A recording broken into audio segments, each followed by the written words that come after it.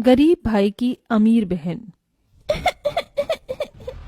भैया, दीदी, माँ को आग में से निकालो, उन्हें उई उई हो रही होगी। महेश की आंखों के सामने धू धू करके उसकी माँ की चिता जल रही है। अपनी माँ की जलती चिता को देखकर महेश का मन चीख चीख कर रोने को कर रहा है, मगर अपने तीनों बहनों की सूरत देखकर वो शांत खड़ा है। तभी रामू दुख जताते हुए कहता है, अरे बाप तो पहले ही दारू पीकर स्वर्ग सिधार गया, आज माँ भी मर गई। जाने बेचारा गरीब बच्चा अब अपनी 3 बहनों का बोझ कैसे उठाएगा। मुझे तो इसकी हालत देखकर बड़ा दुख लग रहा है। पता नहीं क्या खिलाएगा इन्हें। अरे भीख मांगने के सिवा छोड़कर और क्या करेगा। अब इतने छोटे बच्चे को कोई काम भी नहीं देगा। लोगों की तरह तरह की बातें सुनकर और माँ की मौत का दुख झेलकर 12 साल के महेश का मन किसी काठ सा मजबूत हो गया था। उसने अपनी आंखों से बहते आंसू पोंछे और कहा, ना मैं भीख मांगूंगा, ना मैं अपनी बहनों की भीख मांगने दूंगा। मैं मेहनत करके कमाऊंगा। आप लोगों मेरे दुख में आए, बड़ी मेहरबानी। अब चले जाइए। महेश समझ गया था कि इस दुनिया में हर किसी को अपनी मदद खुद ही करनी पड़ती है। महेश 6 महीने की नंदिनी को गोद में लिए अपनी बाकी 2 छोटी बहनों योगिता और प्राची के साथ अपनी टूटी फूटी झोपड़ी में आ गया। तभी 5 साल की प्राची ने भूख जताई। भैया, भूख लगी है, खाना चाहिए। माँ तो मर गई, अब हमको खाना बना कर कौन खिलाएगा? अपनी गरीब बहन की बात सुनकर महेश की आंखों में आंसू की बदरा बरस गई। अरे छुटकी, तेरा भैया है, मैं बनाऊंगा खाना। फिर जैसे वो राशन के डिब्बे में देखता है तो बस थोड़े से चावल रखे होते हैं। महेश चूल्हे का धुआं सहकर गीले चावल बनाने लगा और दोनों बहनें योगिता और प्राची नंदिनी को गोद में लिए टकटक की लगाई चूल्हे की ओर देखती रही। तभी महेश का हाथ जल गया। माँ! क्या हुआ भैया, आप ठीक तो हो? योगिता को अपने गरीब भाई से बहुत लगाव था। हाँ बहन, मैं ठीक हूँ। थोड़े से चावल में उसने बहनों को खिलाया और खुद भूखे सो गया, मगर मारी चिंता के उस गरीब भाई को नींद भी कहाँ आई। आज थोड़े चावल थे तो दिन कट गया, मगर मुझे काम ढूंढना होगा। अगले दिन महेश काम ढूंढने निकल गया और लखन से कहा, चाचा, आप जिस फैक्ट्री में काम करते हो वहां मुझे भी कोई काम दिला दो। अरे ना बाबा ना, तुझे काम दिलाकर मुझे जेल में चक्की नहीं पीसनी। जा भाग यहाँ से। महेश निराश होकर दिन भर तपती धूप में भटकता रहा।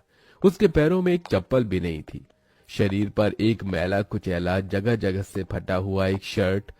तभी वो लच्छू दास के ढाबे पर आया। मोटा ताजा शरीर और निकला हुआ पेट लिए वो कुर्सी पर पसरा था। अरे जल्दी से ये प्लेट धो, ग्राहक खाने के लिए खड़े हैं। अरे ओ पप्पू, कहाँ गया तू? तभी महेश तवाक से बोला, सेठ जी, मैं सारी प्लेट धो दूंगा। काम की बहुत जरूरत है मुझे, दया करके काम दे दीजिए। इस दुनिया में एक गरीब का फायदा हर कोई उठाता है। लच्छू ने भी महेश की मजबूरी देखकर कहा, देख बच्चे, तुझे दिन भर प्लेट धोना होगा और उसके बदले मैं तुझे 50 रुपए ही दूंगा। अरे आप जो देंगे मुझे मंजूर है। 50 रुपए कमाने के लिए अब दिन भर गरीब महेश ढाबे के गंदे झूठे प्लेट धोता ताकि अपनी बहनों को भरपेट खिला सके। अपनी बहनों को पढ़ाने के लिए मुझे और मेहनत करनी होगी। 50 रुपए में तो पेट भी नहीं चलता। ढाबे के साथ महेश अब हर सवेरे अनाज की बोरी उतारता और पैसे जमा करके बहनों को दाखिला दिला देता है। अपनी हर तनख्वाह से वो तीनों के लिए तोहफे खरीद कर लाता और फटे कपड़ों में रह जाता। इसी तरह 18 साल बीत जाते हैं। फिर एक दिन, नंदिनी, प्राची, योगिता। भैया, आ गए आप? ये देखो मैं तुम्हारे लिए क्या लाया हूँ। योगिता, ये तोहफा तुम्हारे लिए। शुक्रिया भैया। और ये संतरी और गुलाबी रंग का सूट प्राची और नंदिनी तुम्हारे लिए। तभी दोनों घमंड से सूट लेने से मना कर देती हैं। भैया हमें नहीं चाहिए ये गरीबों की 2 कौड़ी का सूट। पर प्राची, भैया हमारे लिए कितने प्यार से लाए हैं। योगिता दीदी, अगर तुम्हें इतना ही पसंद है तो तुम रख लो ये घटिया सूट। और भैया, अब आपकी बहनें बच्ची नहीं रही, बड़ी हो गई हैं। हमें कुछ ढंग का ला कर दिया कीजिए। ये ठेली फेरी वाले कपड़े हम नहीं पहनेंगी। यू नो व्हाट भैया, हमारी सहेली इतने अमीर घर से आती हैं, एक एक कपड़े लाखों के पहनती हैं। और तो और, किसी की डैडी बिजनेसमैन है, किसी की सरकारी नौकरी में, और हमारा भाई आज भी ढाबे पर बर्तन मांजता है। हमें खुद में सोचकर इतनी शर्म आती है। अरे क्या जिंदगी भर औरों की गुलामी करते रहोगे। नंदिनी की इस तरह की बात से उस गरीब भाई के दिल को बहुत ठेस पहुंचती है और बहनों की खुशी की खातिर वो ढाबे का काम छोड़कर अब एक कॉलेज के बाहर समोसे बेचने लगता है। समोसे ले लो समोसे, खस्ता समोसे। बस भगवान, शुरुआत तो कर दी है, कृपा करना काम जम जाए तो फिर बहनों की शादी भी करनी है।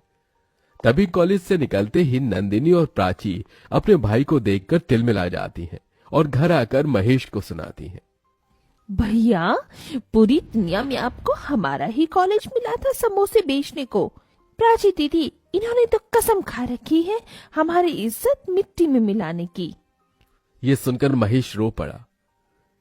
प्राची, नंदिनी, अपने गरीब भाई को माफ कर दो, मुझसे भूल हो गई। महेश की तीनों बहनों के स्वभाव में बड़ा अंतर था। योगिता महेश के दुख दर्द को समझती थी, जबकि नंदिनी और प्राची घमंडी बर्ताव रखती थी। कुछ दिन बाद महेश ने योगिता की शादी एक गृहस्थ परिवार में कर दी।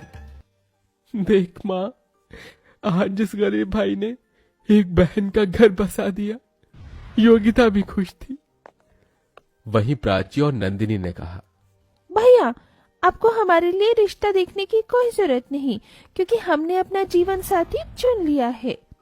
पर लड़का कौन है, क्या करता है? चिंता मत कीजिए भैया, वो योगिता दीदी के पति की तरह चपरासी नहीं जिसे आपने पसंद किया था। देखिए भैया, सारी जिंदगी तो इस गरीबी के सिवा आपने हमें कुछ दिया नहीं।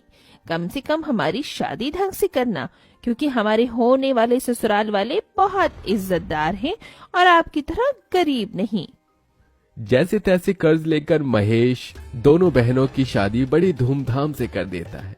दोनों अपने आलीशान ससुराल में खुशहाल तरीके से रहने लगती हैं, मगर महेश बड़े कर्ज में आ जाता है, जिसके चलते वो दिन रात काम करता है।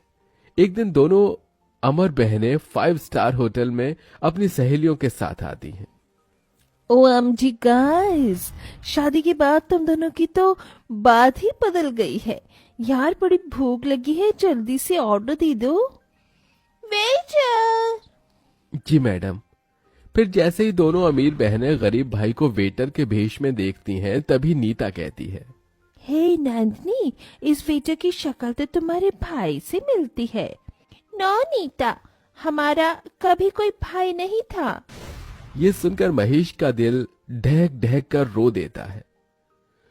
मेरी गरीब हैसियत की वजह से आज मेरी अमीर बहनों ने मुझे भुला दिया। इस दुनिया में दौलत के आगे रिश्ते का कोई मोल नहीं है। कुछ देर बाद, अरे ओ वेटर, चल यहाँ। जी। तभी प्राची अमीरी की ऐंठ से अपने पर्स से पैसे निकालकर महेश के हाथ में थमाती है। ये लो, टिप समझ कर रख लो।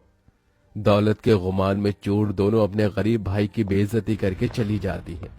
उस दिन से महेश अमीर बनने का ठान लेता है और वक्त ऐसी करवट लेता है कि महेश कुछ ही सालों में बहुत अमीर हो जाता है और वहीं उसकी दोनों बहनें बुरे हालातों में पहुंच जाती हैं और दोनों आंखों में आंसू लिए हुए मदद मांगती हुई आती हैं। भैया, क्या बात है, मेरी अमीर बहनों को इस गरीब भाई की याद कैसे आ गई? हमारे पतियों का बिजनेस में बहुत बड़ा घाटा हुआ है, घर द्वार सब कुछ बिक गया। आपने जो काम शुरू किया है उसके लिए आपको 2 लोगों की जरूरत है। अगर वो नौकरी आप हमारे पतियों को दे दे तो बहुत मेहरबानी होगी। मेरे साथ काम करने से अगर तुम्हारे पतियों की इज्जत नहीं जाती तो उन्हें भेज देना। अपने गरीब भाई का दया भरा मन देखकर दोनों का घमंड टूट जाता है और उनकी भटक भी खुल जाती है। दोनों अपने किए की माफी मांगती हैं। भैया, हम दोनों से भूल हो गई।